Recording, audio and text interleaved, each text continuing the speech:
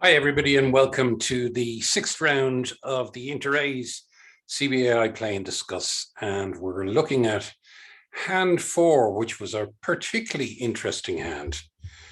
And the bidding started with West. Now, some of you would have opened 2 hearts on this if you played a week 2. That's not a good idea. I don't like the idea of opening week 2s with bad suits. Bad things happen to people who open bad suits. And here, most of your points are in a 3-card suit. You've only got 1 point in your heart suit. So I wouldn't do that if I were you. The reason isn't that it's not a good idea on this hand, but the problem is if your partner knows that you open bad suits on week 2s, you'll miss out on games that you could otherwise have got because your partner is not confident that you have the honors in the suit that you're bidding. So we're going to pass there. Now, North has a fantastic hand with, as you can see, with 6 spades, 3 hearts, a void in diamonds, and 4 clubs, and a total of 10, 15, 19, 21 points.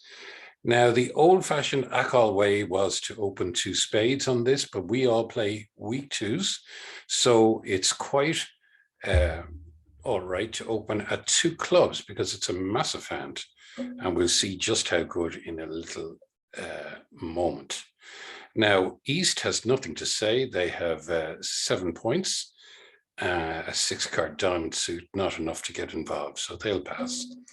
And South now does its dutiful best, looks to see whether they can contribute. Now, the only time South could give a positive response to a 2-club opening is if they have at least 8 points and a 5-card suit, and South has neither of these. So South will give the standard negative response of 2 diamonds. Now, it's negative in that the 2-club opening is normally forcing to game. The only time it's not forcing to game is when your partner rebids 2-no trump. You may pass that because they're saying, I have 23 points in a balanced hand. When they bid a suit after 2 clubs, it is forcing to game. So 2 diamonds pass from West, and then North can come in here with the 2 spades. Now, under partnership agreement, that should be forcing to game to give South as much chance as they can of describing what they can offer. And South actually can offer quite a lot here. South knows that partner has a huge hand. And what has South got? It has support for those spades. So he knows that South must have at least 6 spades to open a 2-club opening and then rebid spades. So he's pretty well certain to have 6 spades. And South is contributing 4 more spades, which makes this a very strong hand. And the second thing that makes it strong is that it has a singleton club.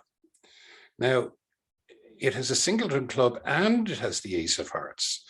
So what South could do without having a huge problem with it is to bid 4 clubs, which is a splinter. Now, it can't be natural because it's a jump bid over the 2 spades. So it must be a splinter bid. And that same partner, I have support for your spades. Some points, not saying I have a huge amount of points, but I do have a singleton or void in clubs, which may be of use to you. So pass from West again. Now, South would reevaluate his hand and say, okay, we've got all the spades. I'm not going to lose a spade.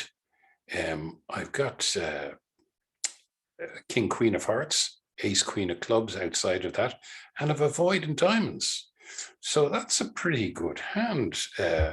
Let's just continue what we're doing and see if I can, if my partner has, say, the Ace of Hearts, or that would be a massive help to this hand, because then I'd have my hearts, my spades, a void in diamonds, and the Ace, Queen of Clubs. It's well worth looking at. So I will Q-bid diamonds to show my partner that I have a void in diamonds, but it's more, I've more reason to Q-bid diamonds now rather than clubs to show my partner, to ask my partner what he wants to respond to next. And if my partner is good enough to go 4 hearts after that, I now know that I have a massive hand. I have a singleton club. I can ruff all my clubs. I have the ace, king, queen of hearts, and I have all my spades. It's well worth going to, would you believe it? 7 spades. There's hardly a point missing. So I have the ace, king, queen of hearts. I have a singleton club, and I have 3 clubs that I can get rid of. So how can I fail? Well, let's see how it's played. So we see now that the best lead from East here would be the queen of diamonds. There's no lead that's going to be great. Every suit has been called. So the queen of diamonds is probably the best thing. So I'll play a diamond on that. And my partner, it's 7 diamonds. So my partner is quite entitled to overtake that, but in the hope that there's some help. But that won't help at all. But he still has his king anyway. So what do? We have a look at this and we say, right, if we ruff our 3 clubs, we're home and hosed. But we have to make sure we do that before we take out trumps. Now we can only take out 1 trump, but what we'll do is we'll play the ace of clubs here. And if there's a very little chance of a club, of them being voiding clubs on either side. And now we can have another go. Now, if East is void in clubs, we can always overruff, but we don't have to. We're going to try our 3 of spades first. And how are we doing? We're doing okay. So we're going to ruff a diamond to get back. Diamond, spade, and a diamond. And now we can ruff another club. We play the 4 here, and it's looking very good now. So we're going to ruff another diamond.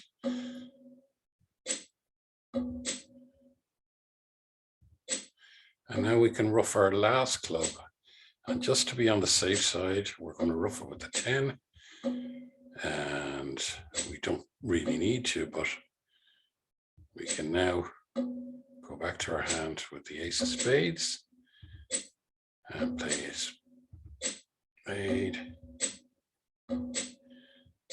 Take out the last trump. And now we have very easily taken all 7 tricks. So well bid and well made. So there you are, a very interesting hand made all the more powerful by voids and singletons in other sides. Shape is more important than points. Shape is more important than points, so never forget that. Okay, see you next week.